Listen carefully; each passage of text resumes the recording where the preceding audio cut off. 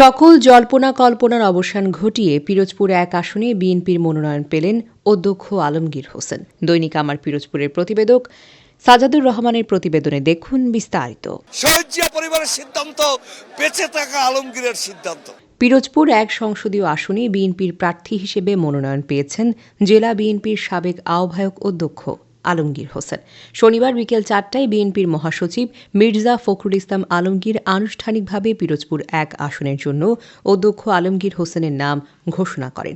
এর আগে বুধবার বিএনপি নেতৃত্বাধীন জোটের পক্ষ থেকে জাতীয় পার্টির চেয়ারম্যান ও সাবেক মন্ত্রী মোস্তফা জামাল হায়দারের নাম প্রার্থী হিসেবে ঘোষণা করা হয়েছিল। তবে পরবর্তীতে তিনি শারীরিক অসুস্থতার কারণে নির্বাচনে অংশগ্রহণে অপারগতা প্রকাশ করলে জোটগত সিদ্ধান্ত অনুযায়ী বিএনপি থেকে অধ্যক্ষ আলমগীর হোসেনকে মনোনয়ন দেওয়া হয়।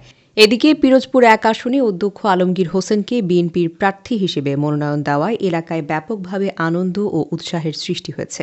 দীর্ঘদিনের ত্যাগী, সৎ ও পরীক্ষিত নেতা হিসেবে তার সুপরিচিতি থাকায় সাধারণ মানুষের মধ্যে ইতোমধ্যেই ইতিবাচক সাড়া লক্ষ্য করা গেছে। চা চৌরাস্তা থেকে শুরু করে গ্রামগঞ্জে আলোচনার কেন্দ্রবিন্দুতে এখন অধ্যক্ষ আলমগীর হোসেনের নাম। স্থানীয় নেতাকর্মী ও ভোটারদের ভাষ্য, এলাকার সাধারণ মানুষের সুখে দুঃখে সবসময় পাশে থাকা এই তার প্রতি জনসমর্থন আগের যে কোনো সময় চাইতে বেশি।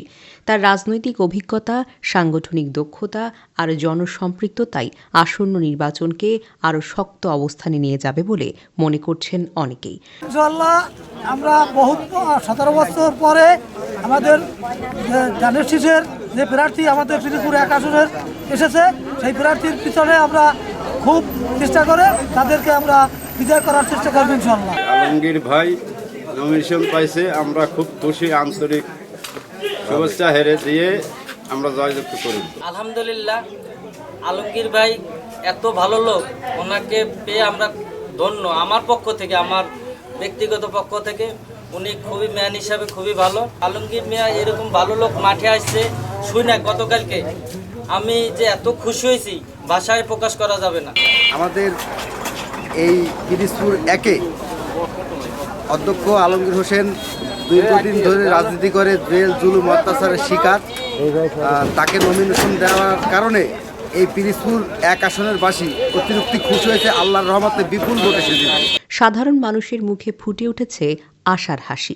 তাদের বিশ্বাস, জনসমর্থনের এই ঢেউ অধ্যক্ষ আলমগীর হোসেনের বিজয়কে নিশ্চিত করবে।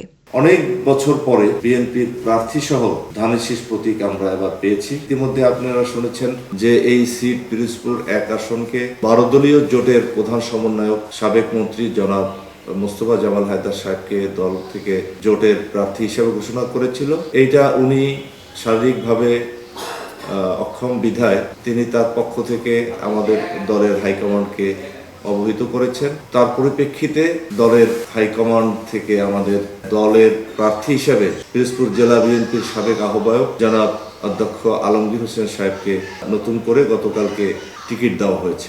তো এটা একটি প্রত্যাশা, মানে বড় একটি প্রত্যাশা ছিল আমাদের সকল এলাকাবাসীর, দেশবাসীর। আমাদের এই নাজিরপুর, পিরোজপুর, জিয়ানগরের এই অনেক দিনের প্রত্যাশিত কাঙ্ক্ষিত যে প্রার্থী পাওয়া, এটা আমাদের মধ্যে বিরাট এক আনন্দ মুখর পরিবেশে তৈরি হয়েছে এবং জনমনে একটি বিরাট একটা পজিটিভ একটা দিক ইতিমধ্যে শুরু হয়েছে। তো আমরা খুবই সুখী, আমরা হ্যাপি যে আমাদের বিএনপি থেকে একজন যোগ্য প্রার্থীকে মনোনয়ন দেওয়া হয়েছে এবং আগামী 12ই ফেব্রুয়ারির যে নির্বাচন, ত্রয়োদশ নির্বাচনে ইনশাল্লাহ বিএনপি এই পিরোজপুর ১ আসনটি আমরা বিপুল ভোটের ব্যবধানে ইনশাল্লাহ বিজয়ী হব, সেই ধরনের আমরা প্রত্যাশা করি।